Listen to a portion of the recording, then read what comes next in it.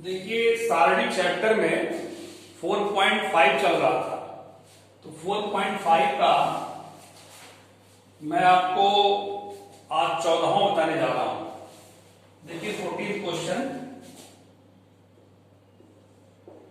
कह रहा है कि आव्यूह A इक्वल टू 3 to 1 1 के लिए A तथा B ऐसी संख्या ज्ञात कीजिए। स्मॉल a और b ज्ञात करना है, संख्याएं ज्ञात करो ताकि a square plus a capital A plus small b I is equal to 0 आव्यूह ये हो। इनका ये कहना है कि अगर ये चीज है और आव्यूह A ये दिया हुआ है तो A और B का मान ज्ञात कीजिए। देखिए कैसे इसका सॉल्यूशन होगा, यही आप लेके चलेंगे। इसके लिए A स्क्वायर आपको पहले ज्ञात करना है।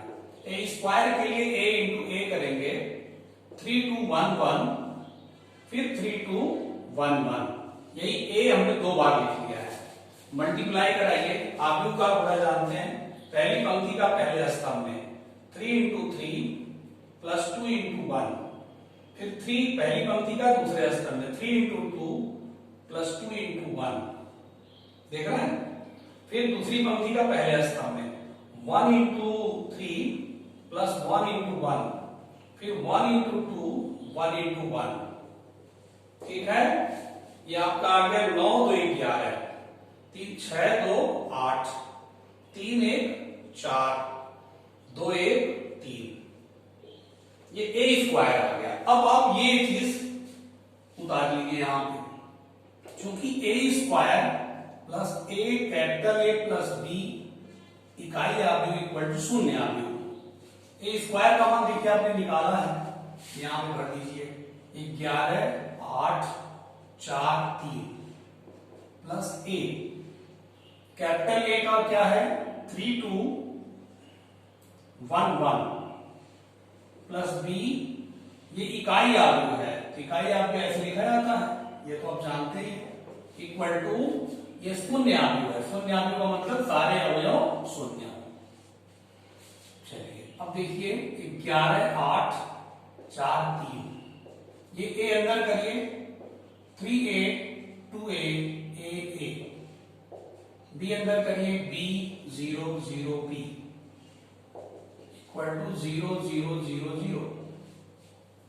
अब ये हो जाएगा आपका, देखिए 11 धन 3A 11 धन 3A धन B, फिर 4 धन A धन 0, धन 0 कोई मतलब नहीं, फिर 8 धन 2A धन 0, चलिए फिर 3 धन A धन B, ये हो गया 0 0 0 0। अब आप कंपेयर कर लीजिए दोनों साइड का तुलना करने पर। तुलना करने में जब करेंगे तो देखिए कोई भी अवयव तुलना कर दीजिए जिससे आपको जल्दी निकल जाए। ये वाला तुलना कर दे सीधे A का मान निकल जाएगा। 8 धन 2A बराबर 0, तो 2A बराबर -8, A बराबर -4। फिर ये तुलना कर दीजिए 3 धन A धन B बराबर 0, A का मान कितना है 4 आया है, धन B बराबर 0 B बराबर 1, बस आंसर हो गया। अगर इसकी तुलना करेंगे देखिए 4 धन A बराबर 0 तब भी A बराबर 4 आएगा, इसकी तुलना करेंगे तब भी वही आएगा। जो भी आप तुलना करेंगे वही मान आएगा, तो इसको तुलना करने से थोड़ा जल्दी आ गया, ठीक है। ये आपका क्वेश्चन लग गया, इसको नोट कर लीजिएगा। अब देखिए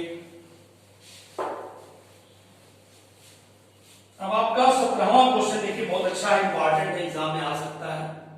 17वां ये कह रहे हैं कि यदि A कोई आव्यूह A है जो कि 3 क्रॉस 3 कोटि का वर्ग आव्यूह है, कोटि का वर्ग आव्यूह है, मतलब ऐसा आव्यूह है जिसमें 3 पंक्तियां हैं, 3 स्तंभ हैं, तब आपको डिटर्मिनेंट ऑफ एडजॉइंट ए इसकी वैल्यू बतानी है। What is this? देखिए एक क्वेश्चन आपको बताया था 4.5 का है, इसी चैप्टर का क्वेश्चन देखिए, क्वेश्चन नंबर 3.4 में एक आपको वैल्यू मिल रही है, उसको सूत्र के रूप में यूज करेंगे। लिखेंगे हम जानते हैं एडजॉइंट ए। देखिए ये आपके तीसरे चौथे क्वेश्चन के लिए adjoint A into A equal to siding of A आई।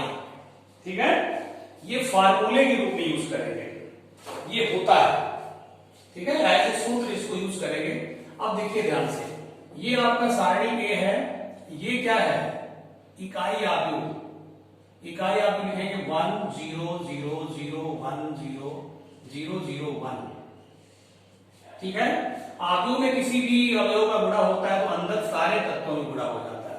ये हो जाएगा आपका साइडिंग ए 0 0 0 साइडिंग ए, अंदर ले आ रहे हैं, गुणा करा रहे हैं 0 0 0 साइडिंग ए। ठीक है, या आव्यूह लिखिए किसका मान? एडजॉइंट ए इंटू ए। अब दोनों साइड का हम साइडिंग लेंगे, दोनों साइड का साइडिंग लेंगे तो क्या होगा? देखो एडजॉइंट ए इंटू ए, इसका भी साइडिंग लिख लो 0 0 साइडिंग ए। ठीक है, अब साइडिंग से हम एक एक पंक्ति से कॉमन लेते हैं। आव्यूह से पूरे अवयव में से कॉमन एक ही बार होता है। आव्यूह में कॉमन केवल एक बार होता है, मतलब सारे अवयव से रहेगा तभी कॉमन होगा। और साइडिंग में किसी एक पंक्ति से हम कॉमन ले सकते हैं। तो आप देखिए R1 से R1 R2 R3 तीनों से आप ये कॉमन लेंगे।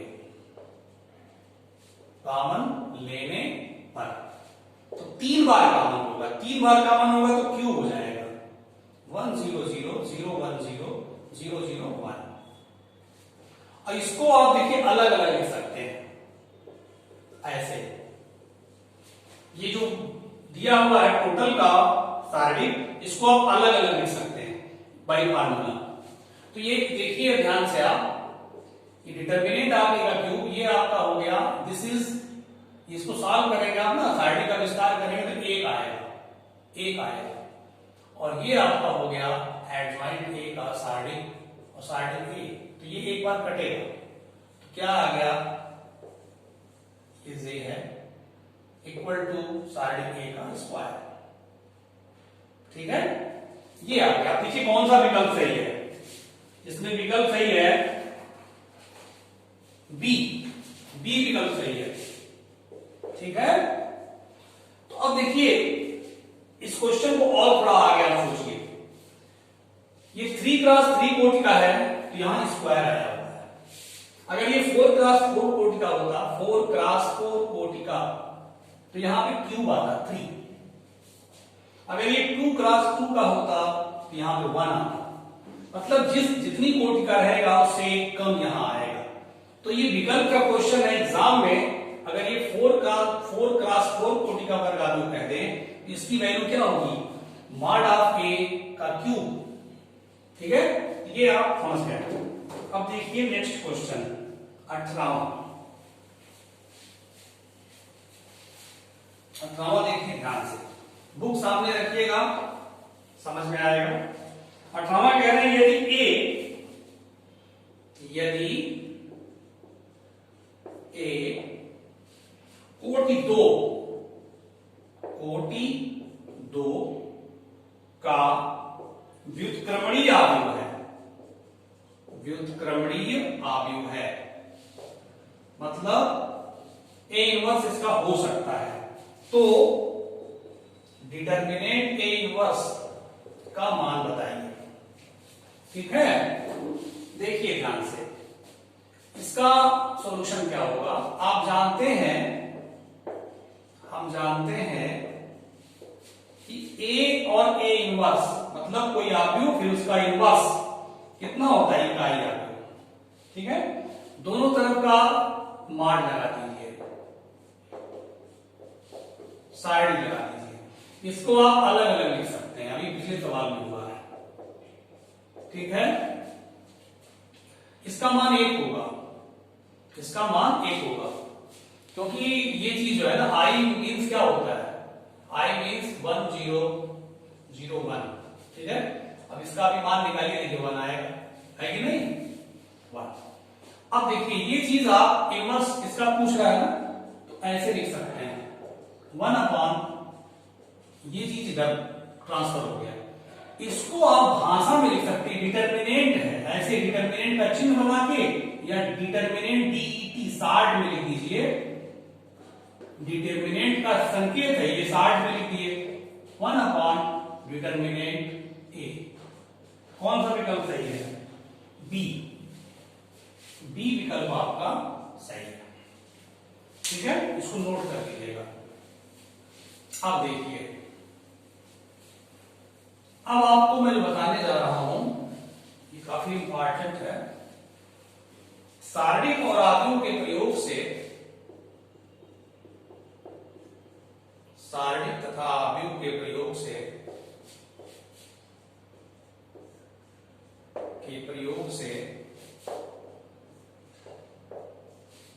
रैखिक समीकरण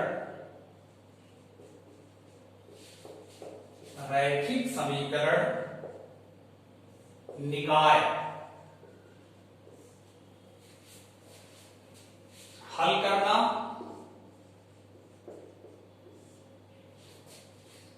एवं उसकी संगतता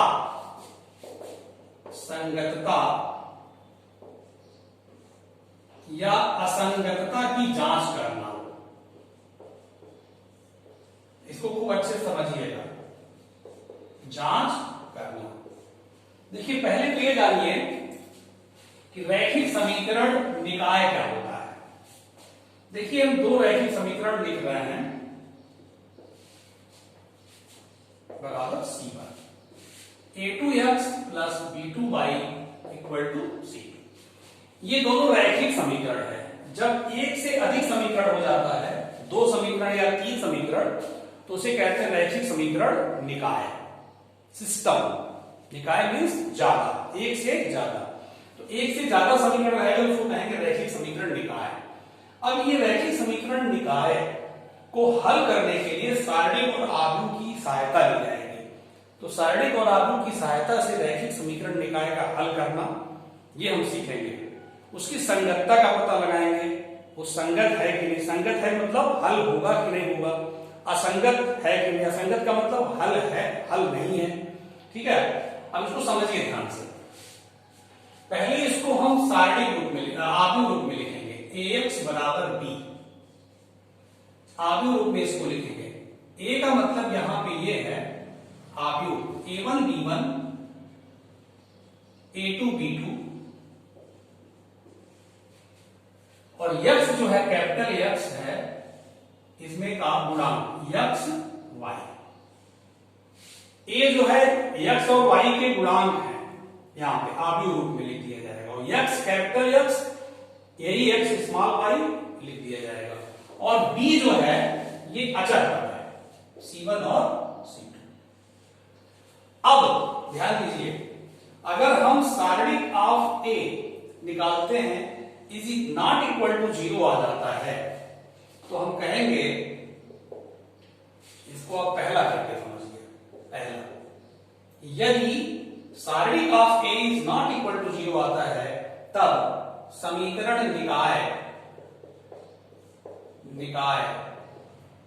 का अद्वितीय हल होगा। अद्वितीय हल होगा। अद्वितीय हल होगा का मतलब केवल एक हल होगा, अर्थात केवल एक हल होगा।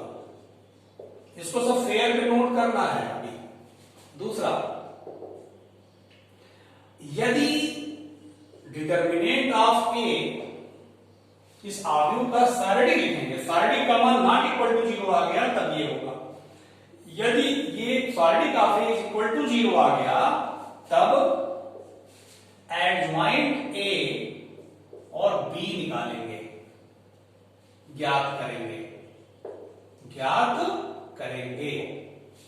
अब इसमें ये चीज एडज्वाइंट ए बी अगर ये नॉट इक्वल टू 0 आ गया तब समीकरण निकाय का कोई हल नहीं होगा। देखिए, जब समीकरण निकाय का द्वितीय हल होगा आप निकाल पाएंगे नॉट इक्वल टू 0 से, मतलब केवल एक हल होगा, तो यहां ये भी लिख सकते हैं एवं समीकरण निकाय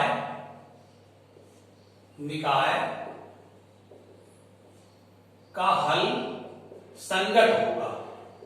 क्या होगा? संगत होगा, कंसिस्टेंट होगा। संगत कब कहेंगे? जब समीकरण निकाय का एक अद्वितीय हल होगा तब संगत उसका हल होगा, ठीक ना? कंसिस्टेंट, केवल एक हल होगा। और जब इक्वल टू 0 आ जाएगा तो हम एडज्वाइंट ए बी निकालेंगे। Adjoint A B not equal to 0 पर समीकरण निकाय का कोई हल नहीं होगा और तब तथा समीकरण निकाय असंगत होगा। समीकरण निकाय असंगत होगा। ये ध्यान से नोट करिएगा, इसको मैं सवाल बताऊंगा। इसके बाद इसमें दूसरा एक पॉइंट है, बी। अगर adjoint A B is equal to 0 आ जाए, ये चीज होगा तब ये दोनों बातें आएंगी। इक्वल टू 0 आ जाए तब समीकरण निकाय के अनंत हल होंगे,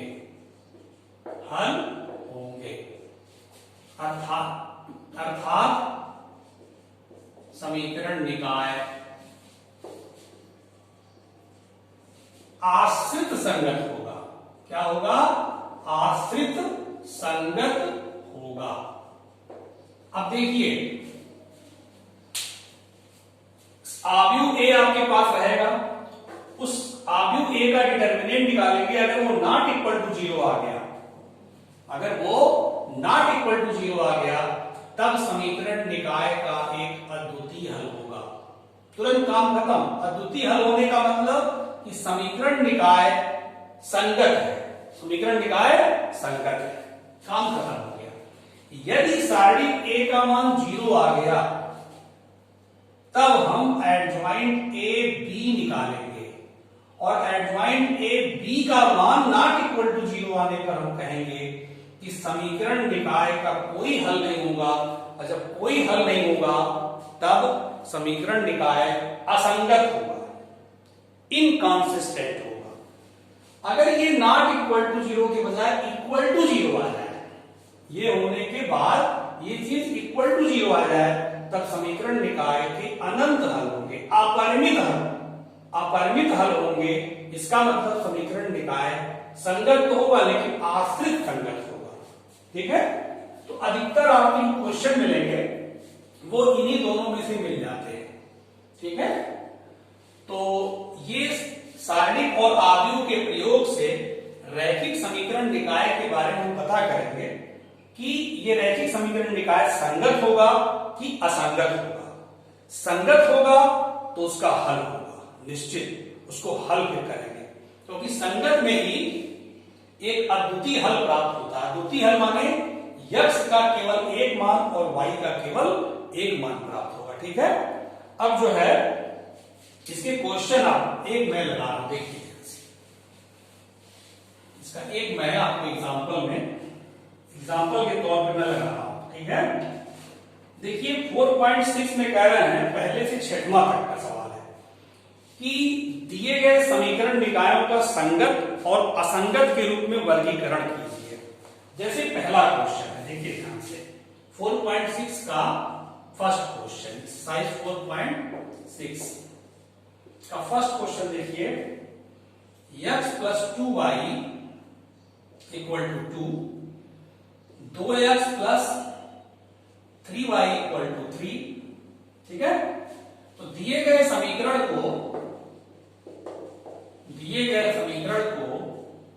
निम्न रूप में लिख दीजिए। पहले में लिखते हैं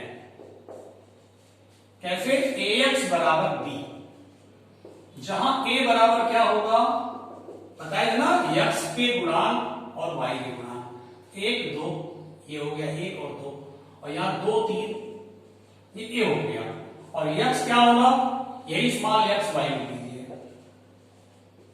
और b क्या होगा, कांस्टेंट। ठीक है, अब हम निकाले सारणी का फेर निकालते हैं। देखिए मैं वहां बताया सारणी के निकालिए, सारणी 1 2 2 3, देखिए 3 माइनस 4, 3 माइनस 4 -1 आया, नॉट इक्वल टू 0 आ गया। ठीक है, जब नॉट इक्वल टू 0 आ गया तब क्या लिखेंगे, जब नॉट इक्वल टू 0 आ गया लिखेंगे A इनवर्स विद्यमान है, अर्थात A इनवर्स का अस्तित्व है। कोई भी एक भाषा लिख सकते हैं, सब लिख सकते हैं, अर्थात A व्युत्क्रमणीय है, ये भी लिख सकते हैं, सब आप जानकारी होना चाहिए, ये जान लीजिए। व्युत्क्रमणीय है तभी तो A इनवर्स विद्यमान है, तभी तो A इनवर्स का अस्तित्व है। अब लिख देंगे लास्ट में, अतः रैखिक समीकरण निकाय, समीकरण निकाय जो पूछ रहे हैं वो निकाय क्या है, संगत है, संगत है। ये पूरा लग गया, क्योंकि पहले से छठवें में यही कह रहे हैं कि आप ये जांच करिए कि दिए गए समीकरण निकाय संगत है या असंगत है, वर्गीकृत करना है। तो हम पहले समीकरण को ऐसे लिख लेंगे, उसके बाद जो है सारणिक आफे निकालेंगे। नॉट इक्वल टू 0 आ गया, तुरंत कह देंगे भाई देखिए ए जो है व्युत्क्रमणीय है, अर्थात ए इनवर्स उसमें विद्यमान है, ए इनवर्स का अस्तित्व है, इसका मतलब रैखिक समीकरण का हल जो होगा अद्वितीय होगा, अद्वितीय हल होने के नाते रैखिक समीकरण निकाय संगत होगा। बात समझ रहे हैं? तो देखिए आप ये सोच रहे होंगे ये ए और एक्स कैसे लिख दिए, इसको समझाने के लिए केवल आप किनारे समझ लीजिए, नोट नहीं करना है इसको। अभी ए और एक्स का गुणा कराइए, समीकरण बनेगा, देखिए ए एक्स का गुणा कराइए, देखिए 1 2 2 3 1 2 2 3 एक्स वाई गुणा कराइए, देखिए पहली पंक्ति का पहले स्तंभ में तो 1x और 2y हो गया, फिर दूसरी पंक्ति का पहले स्तंभ में 2x प्लस 3y और बराबर b है ना, देखिए बराबर b है, b कितना है 2 3 बराबर 2 3। अभी तुलना करिए x धन 2y बराबर 2, देखिए आगे, और 2x धन 3y बराबर 3, तो इसका गुणा जब कराएंगे तो यही समीकरण मिल जाएगा। इसको विभक्त करके ऐसे लिखा गया है, समझ गए बात? तो ये चीज आपका है, संगत और असंगत का वर्गीकरण करने के लिए आप 1 से 6 तक आपको लगाना है। एक आध इसमें हम नेक्स्ट वीडियो में और बताएंगे, और नेक्स्ट वीडियो में आपको हम समीकरण हल करना बताएंगे, जो कि बहुत इंपॉर्टेंट है, बोर्ड परीक्षा में निश्चित एक क्वेश्चन आता है इससे, ठीक ना? अब आपसे हम नेक्स्ट वीडियो मिलेंगे।